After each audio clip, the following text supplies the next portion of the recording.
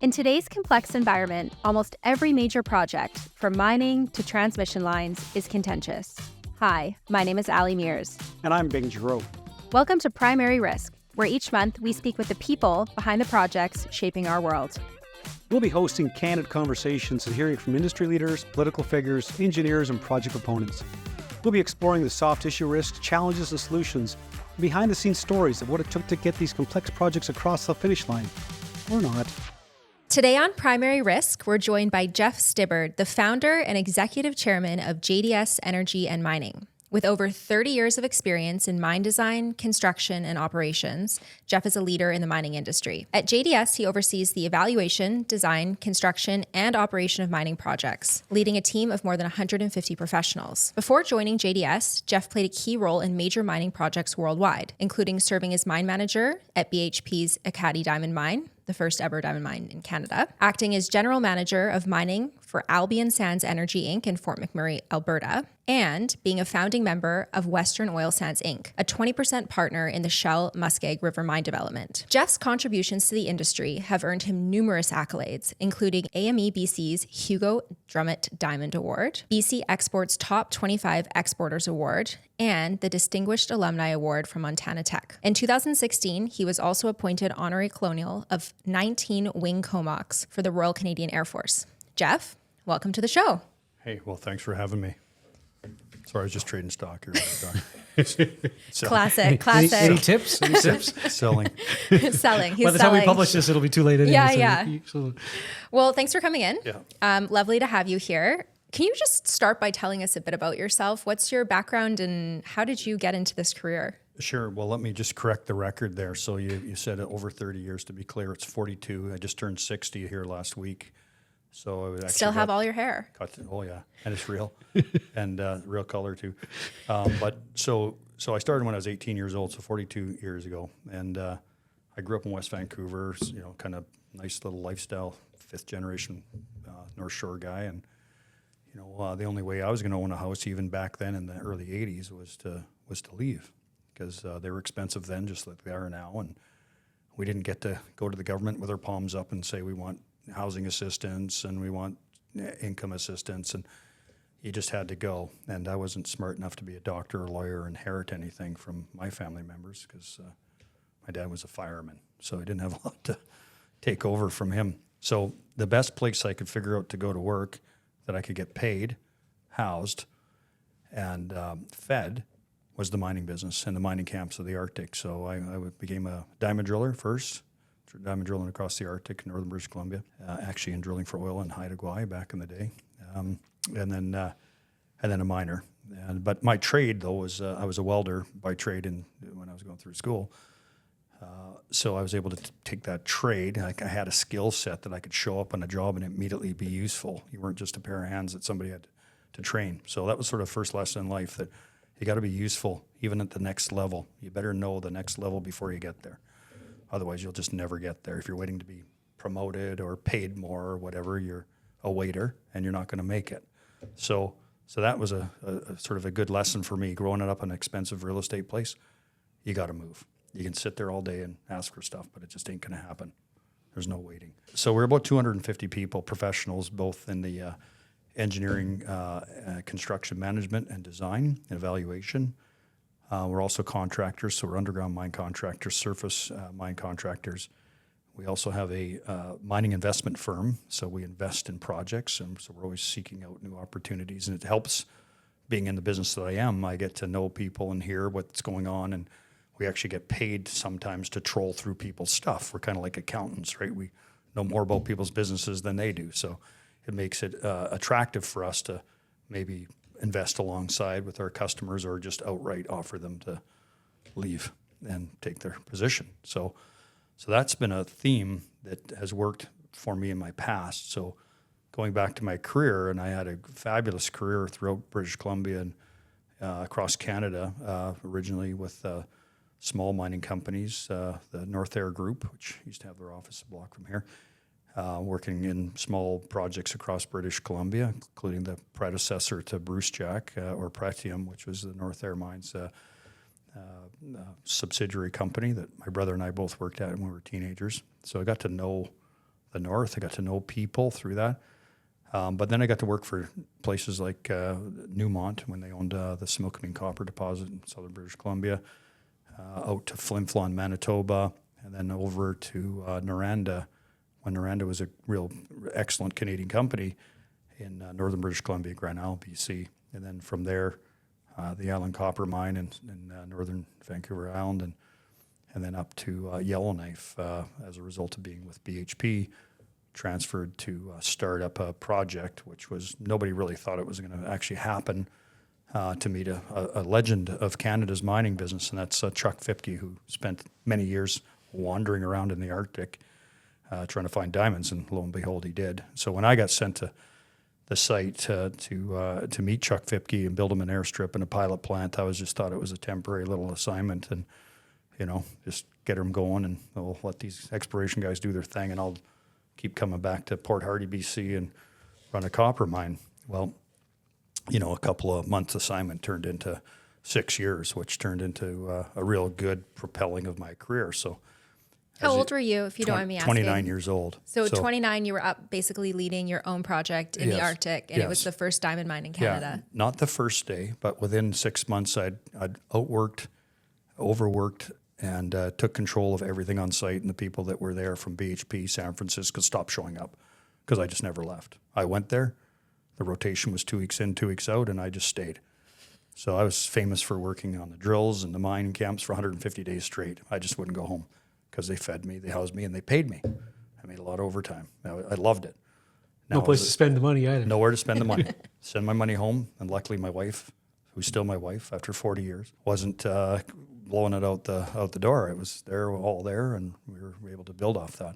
So at 29, getting sent there, I was like, this is pretty exciting, back in the Arctic again, but we'll see how it goes. Well, once it got traction, my company asked me, well, you can move to Vancouver and work on the design, the feasibility, which I did. I transferred from Port Hardy and lasted 1 year here. And then I said to my wife, we got to move to Yellowknife. And she's like, well, wait a minute. I just got used to this after 12 sort of Yellowknife and Vancouver are the same, right? Well, I told her, I said, we're moving to a capital city. We've never lived in a capital city before. Yellowknife is the capital of the Northwest Territories. So, that was your line. That was my sales pitch. And to be honest, you've gotten better at sales pitches, I think. Well, to be honest, at that time, it was actually pretty exciting because it was mostly controlled by Ottawa, and it was a lot of restaurants. It was a booming, happening place. Yellowknife is really nice. It was. It's gone down once they devolved from Ottawa. The big per diems and stuff from the Ottawa people, and the clothes that Ottawa people wear versus local people, all that kind of stuff got died down. So that's I want to jump in, Jeff. That's a great sort of life story, and it's inspiring and a little bit scary, I think, for a lot of people. Do you think those kinds of things, those kinds of opportunities, because you're in the business now, you're at the sort of you're the boss and the top end of the business. Do those kinds of things still exist? If I was to find a kid from West Van now, 110%, more so than ever. And I tell that to everybody I meet. You don't like it here in Vancouver? I'll show you where there's some action. I just gave a lecture to 60 kids up in Sentinel High School there. And they were all grade 11, grade 12 people. And I said, guys, you're like me. I was here 40 years ago in your position. What do you think about the price of housing? Hate it. What do you think about the economy? I hate it. What are you going to do about it? We don't know. And I said, go north. We'll put you in a job. We'll have you in a camp. You'll be making more money than your parents. And you're going to be in control of your destiny if you want it. Now, there's only one thing you have to do. You have to work and shut your mouth. Not a word. You just need to focus and outwork not just your peer group, but your boss. And eventually, like in my case, I was never promoted in my life. My bosses just left because I got the work done, and people would say, stop talking to the boss. They'd come to me. Jeff, you're the guy running the show. And then, make yourself useful. Yeah, and then so the bosses would come back off their 4-day rotation, and the work was done. And you knew what was going on more than they did because they would have left. So when I got the chance to be the mine manager at Akati, because things got into the production stage, I just took control. And the good thing there about working in a camp, which is where young people can get way ahead if they just focus and not get into drugs and things that gambling because you've got money. Yeah. Stay focused. You build your career. I just did everything. So I did everything possible in the mine, from mining plant to safety, HR did it all, and then set up the teams, because at the early days, you're a small group and you just get control on how this thing's going to paint out. And so I was able to set up the systems the way we're going to do it. Unlike BHP's corporate model, they'd say, you know, we'd like you to do it like this, and I go, yeah, I got it, you know. But in the Arctic, it's different. You know, to work with different people. You got to dummy things down so it's simple. What were the challenges in the Arctic? I'm curious to know. Well, besides it's colder than hell, right? Its average temperature is minus 12.2 degrees C all year round. So it's times when it's minus 50 and it's cold and it's lonely and it's desolate. And that's awesome because stuff goes bad. Stuff freezes, stuff breaks, people break down themselves. And so there's all sorts of things. When we built Akati, it was 1,600 people on site. It was the 5th largest town in the Northwest Territories, but we built it in 2 years. We built the camp. We built the largest telephone exchange in the Northwest Territories, the best water treatment system, both sewage and intake water.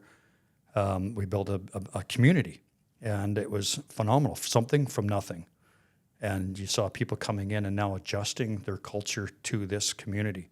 So whatever their problems were somewhere else, when you came here, you started to work in a different way. New equipment, good food, good communication. People were really working as a team. So the traditional barriers that were in place in the community of large of the Northwest Territories just washed away. Now, that wasn't like simply, but that was the thing that I learned. When I got interviewed by the Edmonton Journal one day, Toronto Star one day, and the Edmonton Journal the next day, and the guy came in and did the whole tour, and I'm a mining engineer, so I'm showing, hey, let's get cool mine, cool this, cool that, and trucks and stuff. And he asked me, he said, and we came for lunch, and he said, wow, this is cafeteria is like huge, and the camp's huge, and it's a beautiful place, rec centers and stuff, and you're like the mayor. And I said, yeah, I never thought of that, but yeah, I am. I got to make sure that people are not just working productively and safely, but they're behaving right. So there is a bit of oversight that I have to do, and I actually have to give a shit about what's going on in the camp deep, and that sometimes is frustrating.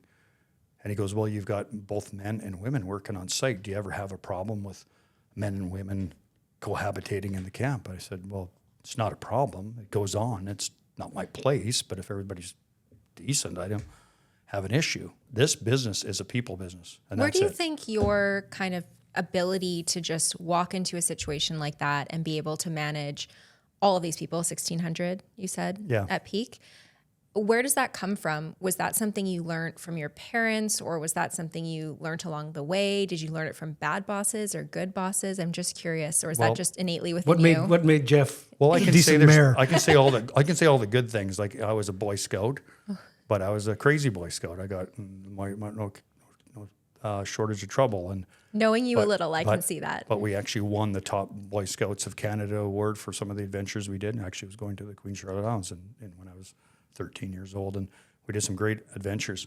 So that was one of them, just improvising. And when it goes bad, whether it's like the rain and growing up in Vancouver, that when it rains, you don't stop working. You just get wet. You just keep working. So don't let stuff from the environment bother you. And then the other thing is getting people to do stuff, that be motivated to do stuff under these bad conditions, what people would think bad conditions, but push through the darkness and come to the light. You can always paint a picture of the great opportunities. That would be the positive side of things. I did have fantastic mentors along the way, great people. You might remember John Zagarlik in Nuna, who used to come and see me in places like Yellowknife when I was this young guy running the mine, and he was a contractor. And I gave him his first contract after he stepped down from chairman of Echo Bay Mines. He would come to my house in Yellowknife on a Sunday at 10 o'clock at night and bang on the door, and he'd just finished driving the ice road, and he'd come in and lecture me about, you know, Jeff, if you look at things like this, you could make the mine go faster and cheaper, and I could make some money doing that for you, and you could really look good. And I listened to him because he actually made sense, and he took the time to share with me. So mentors, and mentors are kind of everywhere. As a contractor, sometimes as a Boy Scout leader, you'd hopefully your parents, hopefully your teachers, but that's not a given in a lot of situations. So you have to make sure that you're eligible to be mentored. You have to give off more than you receive. You have to give a message that I'm listening. If you got something for me, I'm listening, and I'm going to give it a try. And if I'm successful, I'm going to recognize the people who got me there. So that mentorship, like again, sometimes it should be your bosses. It's not often your bosses. Mm-hmm. Sometimes it's the people that are working for you. They're guiding you. They're telling you what they want you to do, so they'll benefit. And so you have to like look around, and sometimes in the hierarchy of management, you have to look down. And if you can make stuff happen for people, you never get promoted, you get elected. People put you forward as their choice. They'll work more for you than they will for anybody else, and it becomes so obvious that you're the person to move it forward. Yep. So those lessons in life don't stop. You got to kind of create the opportunities that they keep coming at you, because as you get older, like I still don't have a clue what I'm doing. I don't have. I think you've got a couple things figured I don't out. have a master plan, Right. but I'm constantly banging up against stuff where I get into trouble, and people sort of come to me and say, "Hey, let me help you out and give you some guidance." So there's no like shocking thing that's like in me. Right. I was lucky to be born in Canada. That's the best lottery ticket any of us can get. The one thing we had back in the day is we had freedom, like unlimited. We didn't have a cell phone, like nobody did call you back in the day. You could just go, and your wife, you'd call her like once every 3 months, because that's the only time you got radio time on the. So you could be a lot more out there. So those are the things that probably did me well. My job now is to tell young people and other people that can't figure out why they can't get ahead, is to take these risks and just jump on a plane and go. Mm-hmm. And if you can produce, and you just want to push in and not turn it into a, I need this thing, egocentrical, you can succeed. And I'm the guy to invest in people. If people invest in themselves, I'll invest in them all day long, and we'll work good together. Well, speaking of risks, I mean, I don't know how long it was that you were up in the diamond mine up in Yellowknife, but after that, did you spend a bit more time working for companies before you then launched JDS? And what was that kind of leap of faith where you thought, you know what, I'm ready to really be my own boss? Right. Well, I kind of always was doing that on the side. Like even my early days at Grand Isle, I was still staking claims. So my days off as a general foreman at the mine in Grand Isle, I'd take my 4 days and I'd go staking claims, and I'd be selling claims on the side to pay for stuff, and I'd be doing side things. So I was always like looking as the mine's great, but if they give me days off, I don't want to just like go home. I actually have to do something, which drives my wife crazy, because we haven't ever had a real day off. Like she's come staking with me, like right, breastfeeding our kid at 6 weeks old while I was staking. Just stay in the truck and I'll stake. I'll be right back in about 4 hours, kind of thing. So very patient wife. 100%, and it's a sacrifice. So you got to be prepared to sacrifice some of what people call free time, but it's really life. You're making the best of life. But again, when I was at Akati and building that piece of work, what I learned was about how you could really get the team you could get a lot out of people if they were motivated. You could really get nothing out of people if you pissed them off. So, and even though you want to get mad at people and feel like you should punish them, but that doesn't help anybody. Doesn't help them, doesn't help you. So you got to spend a lot more time trying to get the best out of people, paint a picture. So when I did finish building the mine, and again, I was at that time 33 years old, and the chairman from BHP came from Melbourne, Australia. He goes, how did you do this? This is the only project that's ahead of schedule, under budget, and works in our entire history in this period.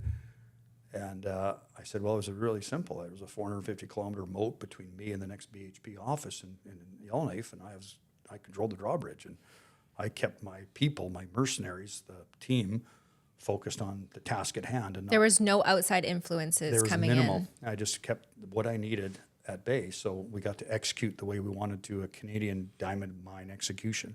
So that became a model that I clicked on. And that's how, this is an important point, I guess. Like, if you look at your competitors or your peers, is this what's holding back?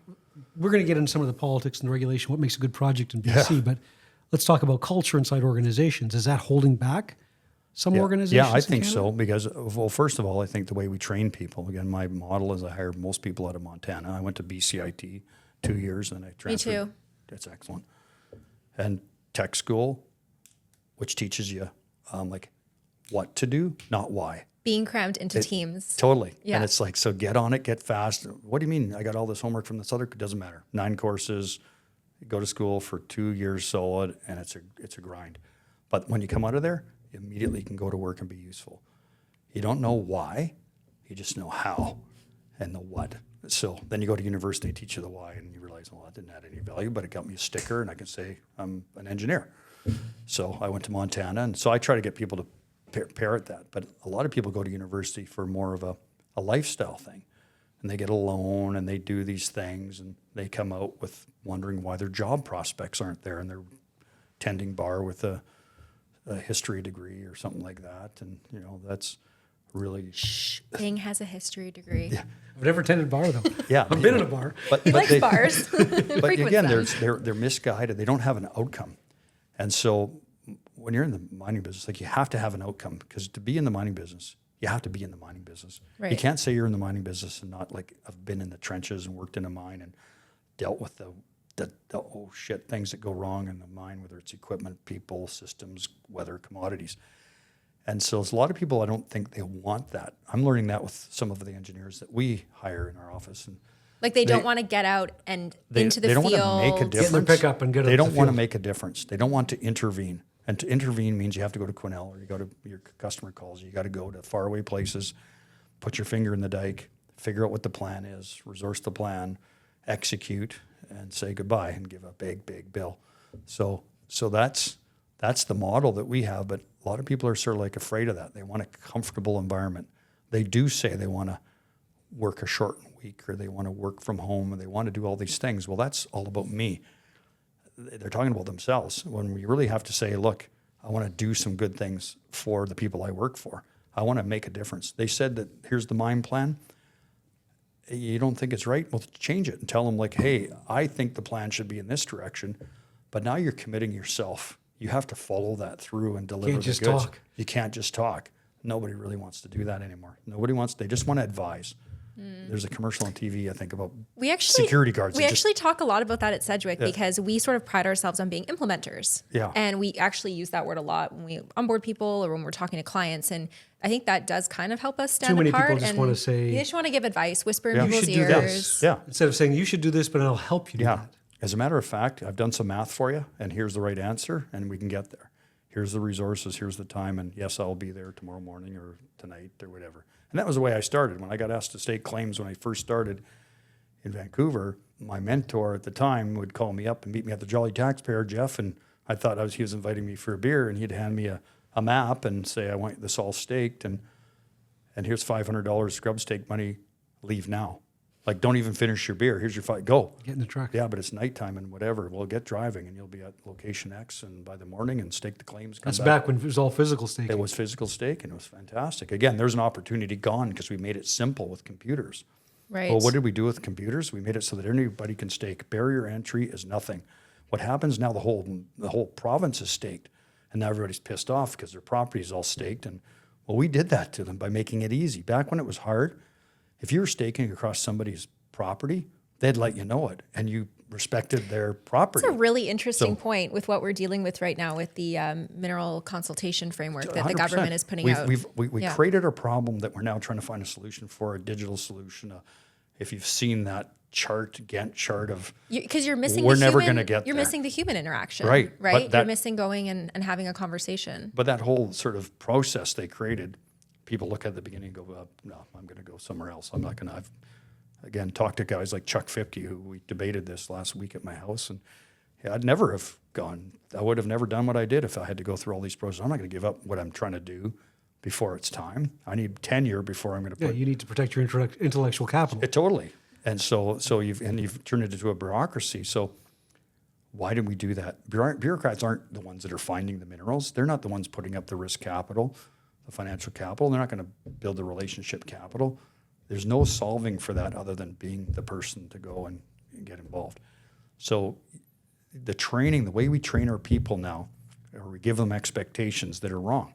When we talk about, everybody should own a house and everybody should have 2 cars and everybody should not have student debt and full employment. No, this is the pain of living, and it's awesome. You need to take that approach that I love there's, that. There's pain to revivify. You should be happy to have those things. Absolutely. That's the adventure of life. It is, Yeah. and that's what it is. It's like, some of your down days turn into some best days because you work with people that come together. Totally. Well, and you created JDS when you were 39. 39. Okay, So as a result of going down to oil sands and being selected by the oil sands boss at the time, visiting the County mine and going, who built this? And this guy, he's the guy that, I want you on my team. Come on down.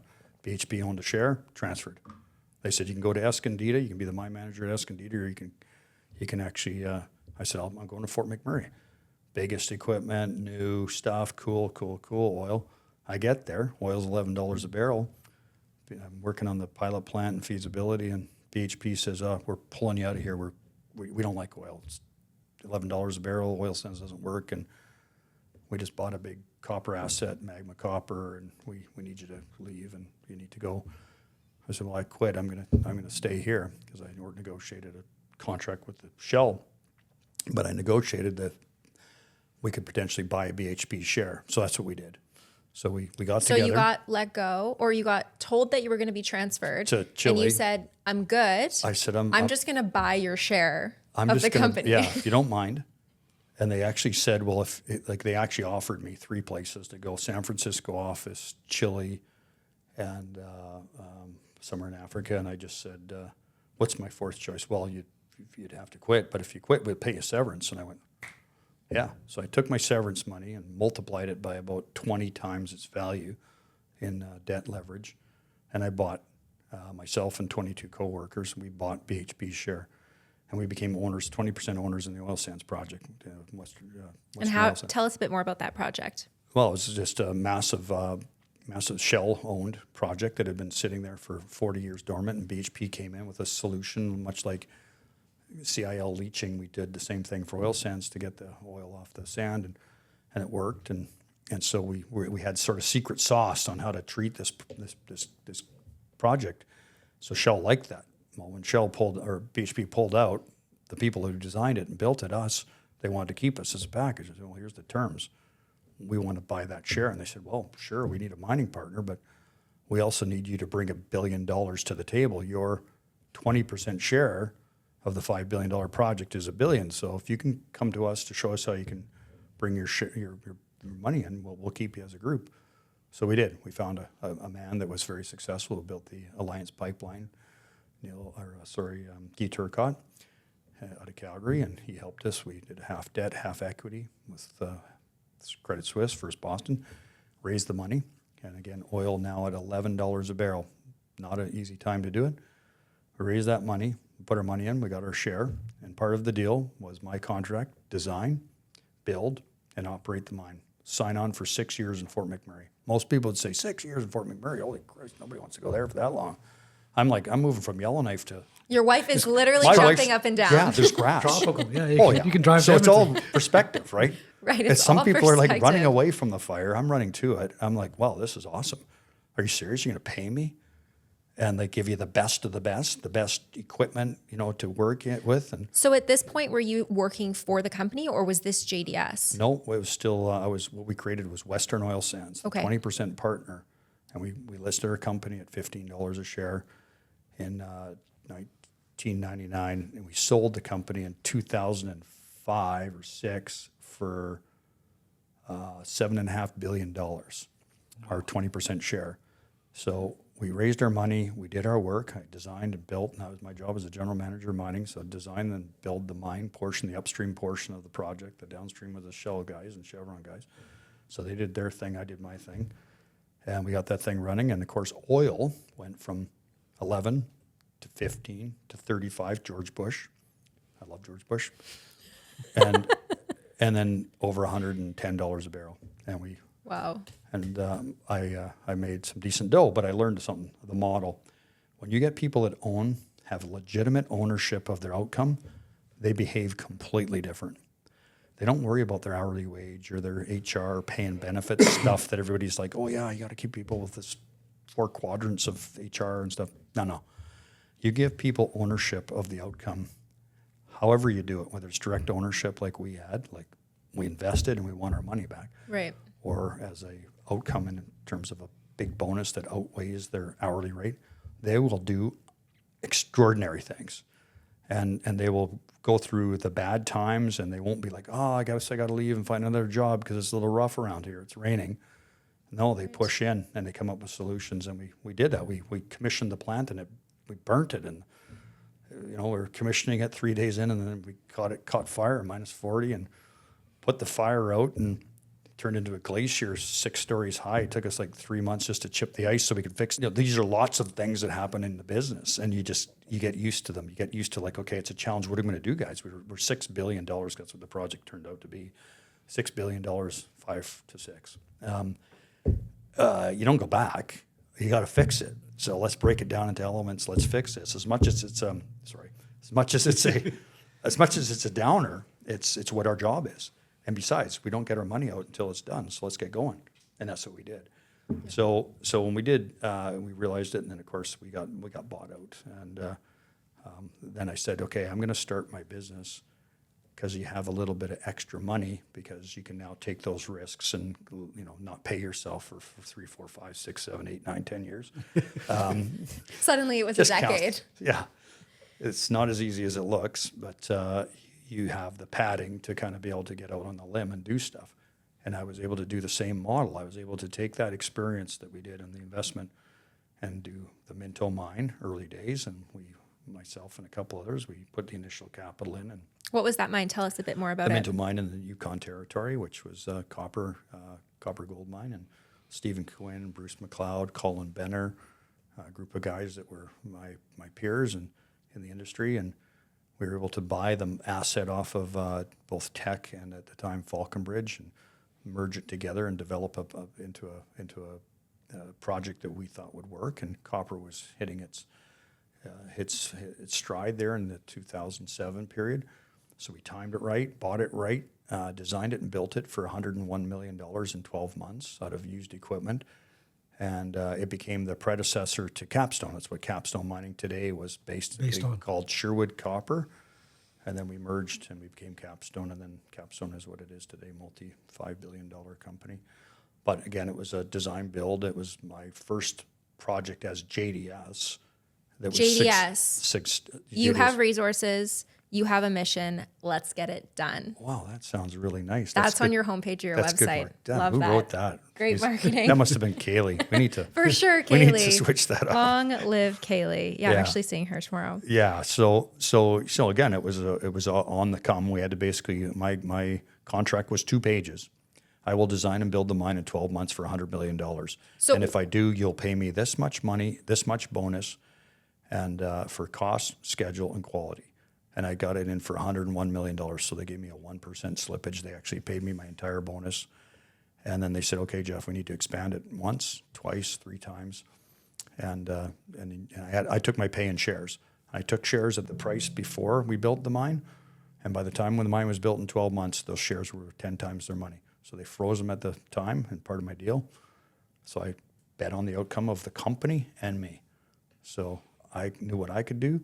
And if I did it, the company would benefit. I'm confident that it'll do it, and then I'll take that advantage. Well, let's talk about some of the challenges in these things, though, because part of what we want to talk about on this podcast is, what are the risks and what are the impediments? Because right now, we're seeing it with a lot of the discussion is it's getting hard to do things in this country.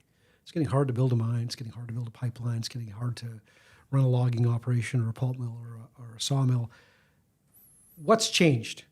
Talk about what's changed. I mean, you were able to do that in a year, but what was the permitting regime like? Well, that's a good point. That's what I was going to say. What's changed is the bureaucracy. And again, like the way we're educating people, we're educating about what not to do instead of what to do and how to do. We're making everything that has to be reviewed and approved by people that aren't really engaged at the level that they really can make a decision. So like communities now, like again, when you grew up in a mining community and you were in a mining community, I was too, and you understood that you needed this. It had to happen. It wasn't whether you could do it or not. It's going to get done, and we got to get together. And if it doesn't get done before the next mine closes, we're going to be out of work and we're going to have to move. So the phases of the mine expansion or the next mine next door, they need to be happening in serial because everybody depended on it. Now we got to be thinking that we're this global economy that we can participate in. I remember Justin Trudeau, we're not a resource country, we're a resourceful country, and we're going to be focused on IT and things like that. Well, hey, if you got your choice of living in Edmonton as an IT programmer and developer of apps or whatever those people do, or Silicon Valley, where are you going to live? I think it's Silicon Valley. They're going to pay you more, you're going to get more expansion.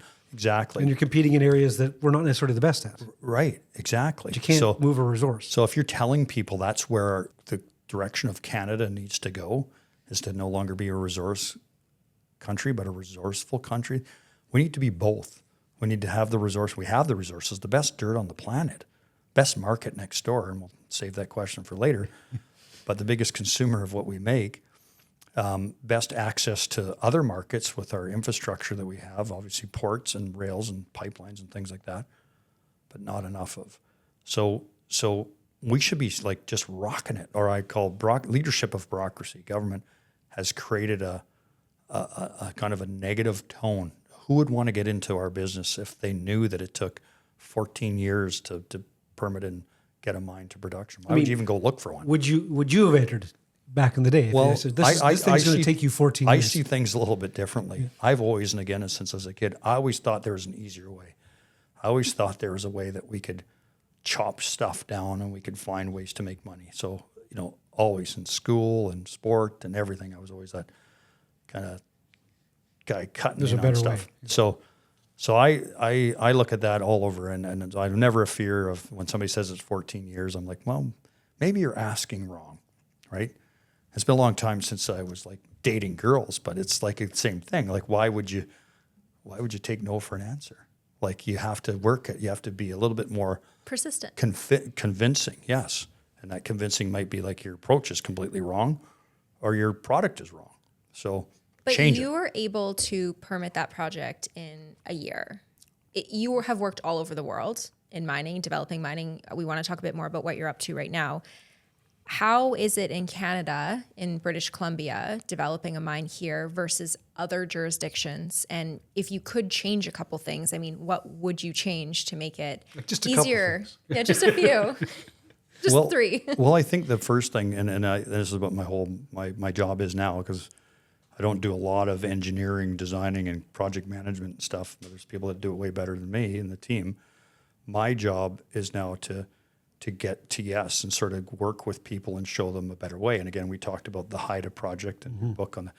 So I thought if I could explain to people how things have changed, like the cell phone that didn't exist 30 years, mines have changed.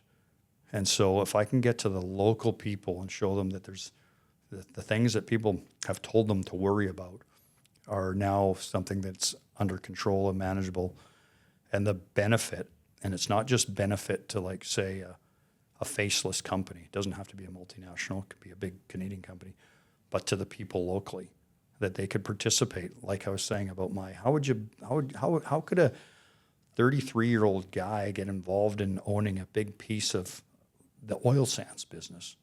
Well, you got to ask.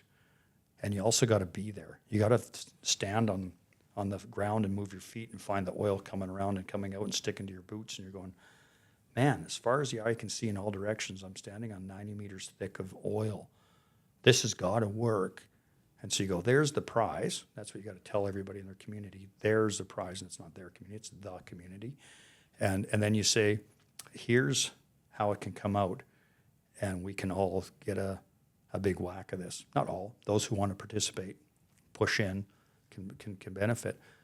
So you can't be looking up to the government. The government really never comes up with an idea. Their only job is to legislate, regulate, and enforce. They're not there to come up with the good idea factory on what we should invest in.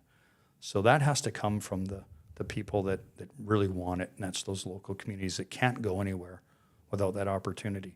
That's our job. That's our sales pitch that we have to do. It'd be really nice if the government kind of sold along with us and said, we, the government, really endorse this because we see how much it creates for GDP, and it creates for, like, being able to build a strong community and families that move to these places. Instead, they don't look at that. They endorse things like fly in, fly out, temporary nature where there is no sense of community and building of a fabric of Canada that supports the industry. So we've broken that apart, and we need to get back to, like, it's not easy. This making money thing and creating a strong culture and country, it takes a shitload of work, and you got to live in it and eat it and sleep with it every day. And that's what's missing. So when I talk to my friends here in Vancouver, again, I'm from here, but I don't live here, but I've been gone for a long time, 42 years since I've really from here. And I learned a lot. All those small towns I've lived in, 12 towns across the country, about how good it is and how people come together under tough times. Like I say, the mine is closing. What are we going to do? Let's find out our Flim Flon, a good example. There's like, they just keep rebirthing themselves because people don't want to go. They like their curling. They like their Flim Flon bombers. They like their lifestyle. They fight for it. But people down here don't fight for it. They just move. They flight from it. I'm going to get into the tech sector and I'm going to go to Europe, or I'm going to go and get on my computer and trade with somebody. That attitude is got to change. And that's an education thing, starting from the local people saying, hey, it's a pull. Government, you need to come over to my way. And it's also a training thing for guys like myself to go to schools in Vancouver here and say, I need you young people that are pretty smart with your fingertips and all the knowledge you have with computing and things. I need you to come with me. I need you to get jacked on me. But I'm not attractive, like even the high school that I was at in Sentinel. Now, I grew up when the Shah of Iran fell, and one Iranian kid came to our all-white class, and it was like, wow, this guy's odd. Why are you doing here, right? And he's like, well, it's 1979, and Shah fell, and this is where we want to live, right? Great. Well, that class was the exact opposite. It was all Iranians, and me, the white guy, and one other white guy. I said, guys, you're just like me. And they're looking at me going like, what are you talking about? We're all Iranian, and you're this white guy. I go, no. We're in the same position. You're just different color. So you need to believe me that there's a place for you in my world. There's no difference. You're in the same position. You want opportunity. You want freedom. You want to be able to make your own decisions. The mining and resource business for you. But you got to fight for it. So what you're saying is that there doesn't need to be so much policy changes at the provincial and federal level to help mining. Less is better. Instead, mining companies and mineral exploration companies need to take it upon themselves to empower the future generation and to work with people at the community level to see why their projects are important and how they bring community together. But also a cultural change. You need to, culture. It's cultural change because it's funny, like mining companies can be just as bad as the government. Mining associations can be just as bad, if not worse than the government, because they're just conduits of administration. They don't really have skin in the game, and they might be working for 3 or 4 major industries. They're not really working for the people that are trying to build. I'm in the business of building Canada, and that's about strong minds, strong bodies, strong souls. It's about getting people to get the drug of life, of living, of contributing. You're not going to hear that out of some IR person out of some big company. They're going to talk about ratios of male to female or, DEI stuff and corporate policies on how to be a good shareholder and so that they pass criteria. That's not going to resonate with the regular person. So you need to, like, in the government's case, inspire at the local level. We talked about claim staking. When you took away a big portion of an economy that went on for this people that didn't graduate from high school, or maybe guys like me who did, but they needed to make a lot more money than what was going to be made here in the city. You need to think twice about that. Before you make it digital and easy to administer, what are you taking away? And when you say to people like, oh yeah, we want to like review a pipeline, Mackenzie Valley, 20 some odd years and billions of dollars and come up with, well, yeah, maybe it's okay. Well, it's too late. That opportunity's come and gone. Commodity Right. cycles. Yeah. And what have you sent? So actions speak louder than those words. And so you need to stop speaking, first of all, negatively about the resource sector. You need to start inspiring about go north. There's lots of great opportunities. Canada's front door when we were discovered, Hudson Bay, was Hudson Bay. It was the north. And we came south, northern 75% Alberta was, of Canadians live within 100 clicks of the border now, yeah, right? we've changed. And so we've got to sort of now inspire people to change the other way. Mm-hmm. Our front door should be standing on the polar Arctic pole and looking south to Canada and say, how do we get product and people this direction? We got to move the center of gravity. And a mining company's not going to do it. They're going to be like self-interested. They'll benefit from that attitude. And they'll be like, great, we can now like, do you know that we drilled over 1,500 oil and gas wells in the Arctic? And all of them are shut in. 560 of them are shut in productive oil and gas wells in the Arctic archipelago, so the Arctic coastline from our northern coast of the central or landmass of Canada through the islands. There's great opportunity there. That was done in the 60s and 70s. And that might finance your northern military base that you're required to have these days. Absolutely. And what what would really be good is if a military base had an airstrip that people like us miners could use and get in. How about we built a purpose-built town in the Arctic that's 25,000 people that people want to go away. Take a picture like Norway, Hammerfest, Norway, latitude 77, so a little bit in the Arctic. 30,000 people. Fishing village of 3,000, now 30,000. They embrace natural gas. They went from the bottom 30 of the OECD into the top. They are kicking ass. Why? There's university, there's trade school, there's hospital, there's hotels, there's hope. Tons of fun. People want to be there. Yeah. The last major community built for people to come and work in a successful town site, Tumbler Ridge. Mm-hmm. So, and it's still there. It's kind of through its boom bust days, but if you go to the Arctic, these are sort of like after effects. I talked to you about the Northwest Territories Diamond Project, 1600. Well, that was like brand new. Now it's old. It's 30 some odd years old, but we need to build more than trailers on pilings with purple covered siding. And fly in and fly out. Yeah. We need to build something that's tapped into the internet, tapped into local energy, tapped into the worldwide market, which you can get access with our Northwest Passage, which is now Canada's Panama Canal's Northwest Passage. And if we don't do something quickly, we won't have it. Mm-hmm. And we need to take advantage of that. So that needs to be in the curriculum, so to speak. That needs to be talked about as real, not as a dream.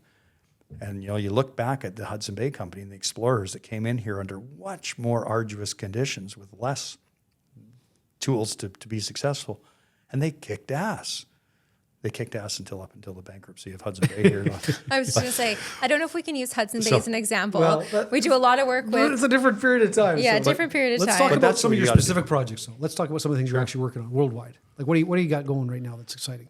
So we're just finishing up in Botswana at the Lucara Diamond Mine, which was 2 shafts, 700 meters deep, that makes the world's largest diamonds. They've been mining an open pit. Ira Thomas was working there and is the CEO there, and was a proponent to sinking the shafts and mining the last remnant underground stuff. So we're just finishing that after being there for 4 years. We're in Greece for Eldorado Gold doing their Skouries project, big massive gold project that was originally mined by Alexander the Great. And Stop. Yeah, they removed the archaeological workings from Phase 2 Alexander the Great project. Totally. That's like, again, this is the story. Mining it just doesn't go away. So we might look at old stuff, but old is new again. Right. And new technology, and that's what young people need to know. You can apply your new stuff learned, but you got to go to the site so you can apply it. You can't just like write me a note about it because I don't even understand what you're talking about. Like, I don't have Twitter, I wouldn't know what you're talking about. So you got to come with me. So that's one place is Eldorado Gold. We're working here in British Columbia on Chris Loader and Sean Rosen's Cisco Parkerville Gold Mine. We're working as contractors, one of the largest contractors. We've got about 75 or so people working at New Afton Gold Mines there in Kamloops. And we've been working. Is it an expansion or just yeah, they're always an expansion. They're up to, I think, their 4th block cave, and we do a lot of their. It's been a real success. New Afton. It's fabulous. And again, there's a open pit mine that was mined by Teck, and they decided not to carry on, and somebody picked it up and did the underground. And took an old mine and made it new again. Used new technology, block caving that was pretty foreign to British Columbia, and it's a lot lower environmental impact. You can do a lot of stuff underground without pissing off the neighbors, and that's why the other project next door didn't get going, and they did. And so that's been it's Ajax. Ajax. You weren't going to say it, but I did. Yeah. So that's like a light bulb thing. Like, right. Hey, like you can mine right next door to a city, but maybe you ought to change your way. Well, you might have to give up some economics at this stage to get that license to operate. So you think if Ajax had maybe not gone open pit, they might have had a chance? Possibly, but they might say, well, it didn't work as an open pit. It would be so small and it wouldn't be attractive to us for the amount of money they kind of put out there. But maybe they could have partnered with the next door because they're only a short distance away. They used to haul surface-wise. Why couldn't you haul underground? So there's a bunch of things that you could skin that cat a little bit different, and that's not up to me. There's other investors, but that would have been my approach. So Greece, Botswana. Yeah, British Columbia, Kamloops. Alaska, and we're down in we're doing next gen uranium over there in Saskatchewan. That big project. Awesome. You know, it's How far is that along? We're in the federal hearings We're right waiting now. in the federal Yeah, government. so- There was actually a really good article this weekend in the National Post that one of the chiefs put out. Yeah, basically the saying, CRDN. hey, Get on with it. the provincial government approved us Yeah. last year, Yeah. and now you're going to make us wait 2.5 years before you'll get us Right. going. And the reason for that is, again, that's because it goes to the Federal Nuclear Safety Commission. And so, you know, they have a lot more sort of a scrutiny on operations, but that's fine. You need to do that. But that's like kind of after the fact. If you design and build the mine and get the permit to design and build it, you can work on the scrutinizing of how you're going to operate it over the period of time that's going on parallel. There's nothing that's going to really stop you because there's a system that you have to follow, and you just have to make sure that the proponent is following those steps. So to try and say they have to do all that work up front before they get the permit is a bit of a hard swallow, particularly when there's capital that's been sunk and timeline.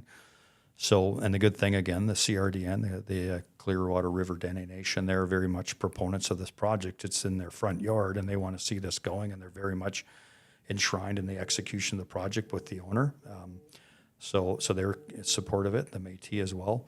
So that's good. So that's just sort of telling you something. Like if the people, again, back to the local people are pulling the project, they want to pull for the project, why are we letting so many people from faraway places and low sort of connectivity to the project make these decisions or delay these decisions? Then to them, it's just a job. It's some boxes they have to tick. There's pages they have to review and process, and we got holidays, we got training, and we only work at certain speed. That's not fair. That's not fair to these people. So they speak out. They should. yeah, and we're in a really unique time right now with everything that's happening down south. So I think we really do have to take a hard look at how we are approaching these projects. And we are kind of obsessed with doing things sequentially in this country. There's a lot of processes, I think, that can be done in parallel, whether it's building transmission at the same time that you're building an LNG facility or a mine, or it's getting some safety approvals for an operating mine while you're building it. You know, Geez, you sound like a project manager or engineer. You might want to. We work in consulting, so it's kind of the same. Well, I want to talk a bit about tariffs, though, before you go on our last topic. Just before you finish on that, you're exactly right. We are pedantic. We are always about sequence and before you can get to any stage of the way, and that's not how you build projects. Projects have to have. There's multiple tasks that have to happen concurrently. Now, granted, there's a watershed moment or a gatekeeping moment. It's usually driven by the economic impact, the economics versus the impact of doing it. That sort of gets answered really quickly by the owner. They don't want to get into anything. But after that, it's like a sequence of permitting discussions that have. But a lot of stuff could happen in parallel to that.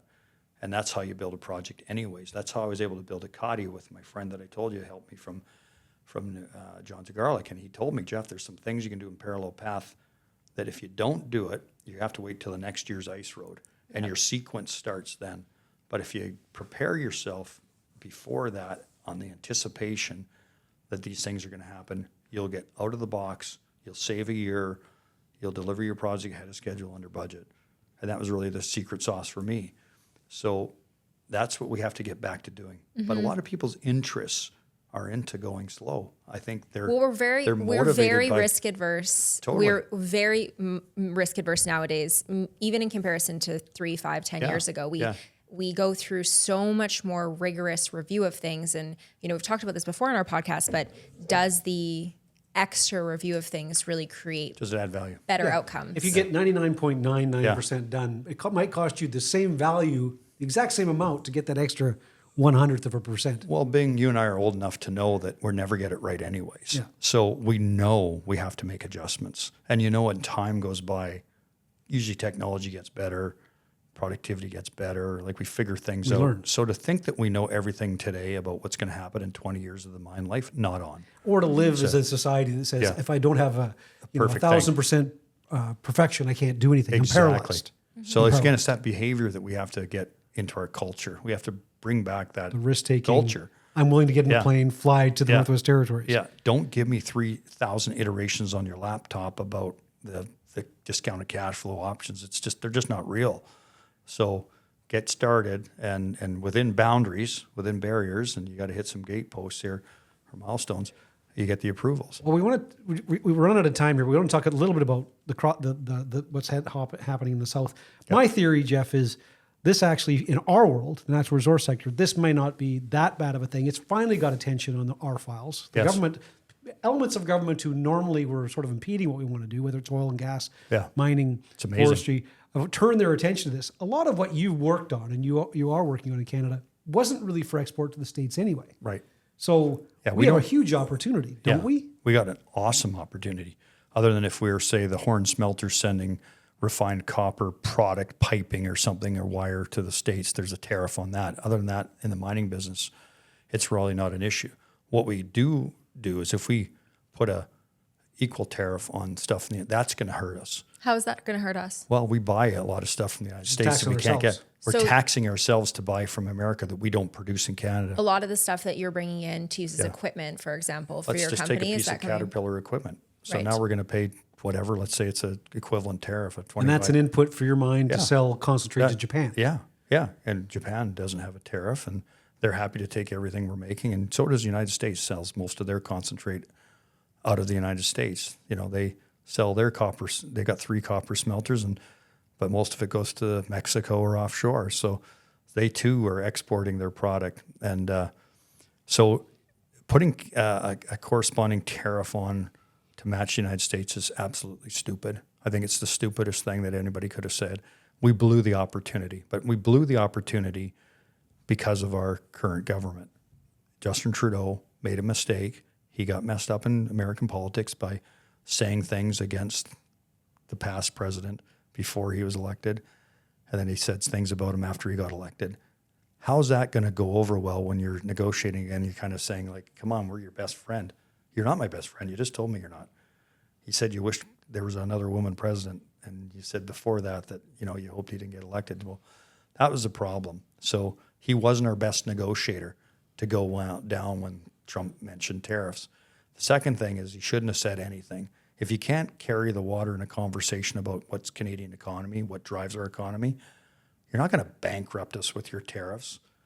That's not the case. We have lots of other things that are going to go on. What you're going to do is put your tariffs on until you can't handle it, because it's a tax on their people. People. And by the way, our dollar is a 44-cent dollar to them. Like, so a 1.44. We've already got a discount. We've got a long way to go before we're equal to them. Now, our productivity sucks, so we do need the discount. But really, the onus is on us. The onus is on us now, and that's really what real people do. They take the problems. The best revenge in this is to live well. Like if we just kicked ourselves off the couch and started exporting to all the people who actually do want to buy our stuff. Exactly. Who do want. Well, so you remember Justin Trudeau turned down LNG to Germany. We do remember that. Right? We've brought that up a couple times on this podcast. There's no business case for that. Ask him today. So you put us in a situation, again, the problem with Canada, everybody thinks Mark Carney's great. Well, it's like, no, you got more of the same. The guy that was the architect of no pipelines across the country, Bill C-69 and C-48, the anti-tanker pipe for the Prince Rupert. Those rules are Carney rules. And now all of a sudden it's like, oh yeah, we need to get back to making infrastructure. And they wouldn't say pipelines, but we need to do infrastructure. Energy security. Yeah, the BC government has called oil and gas energy security now. So, but that's always what it was called in Alberta, so much so that we were protected by the United States to keep producing. Hence the reason why there's a different economy in Alberta that flows to the United States. So everybody was in Alberta, even though we give them transfer payments across the country. We put them in that box. You look at the pipeline map. Yeah. Where does it all connect? Yeah. South. Mm-hmm. And that's the not problem. Very much going west or east. And then they were saying, well, we should cut our flow of oil off to the United States. Well, you cut that off. Do you know where that pipeline goes when it crosses the border? It goes through Mission. It comes back into Sarnia, Ontario. You cut that pipeline off, you cut off all the oil to Sarnia, Ontario. So guess what? You can't do that, smart guys. Like all these, premiers that are pounding the table, we're going to do this. You're just sounding like an enemy. And you're sounding like a poor loser. Again, there's a fire. What do? Run away or push in? We need to push in and take responsibility for our ability to do stuff. As I mentioned, the Arctic, our north, is a treasure trove of opportunity, of underinvested, permitting timelines that are restricting us. They make more in parks. They announced that they're going to spend $700 million grant from the Canadian government to the Inuit to deal with parks. Why wasn't that $700 million dedicated to infrastructure.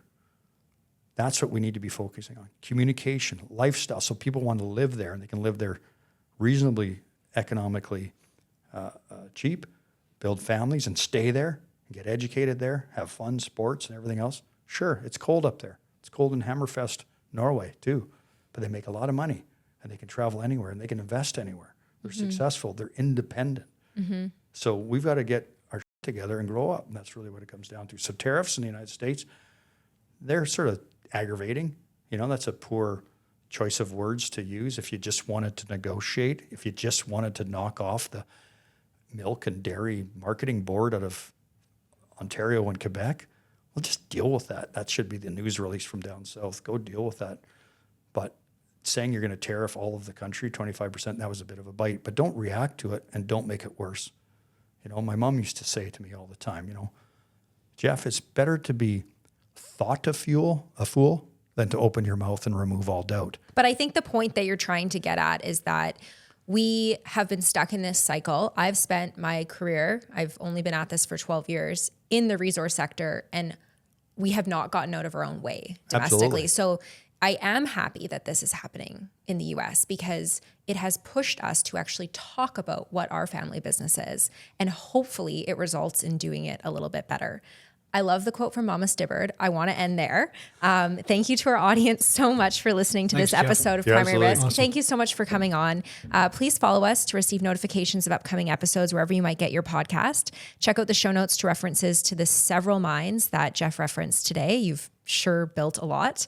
And new episodes will be released bi-weekly. We're excited to announce our upcoming speakers, so be sure to follow us on LinkedIn to receive news, updates, and announcements. Thanks again.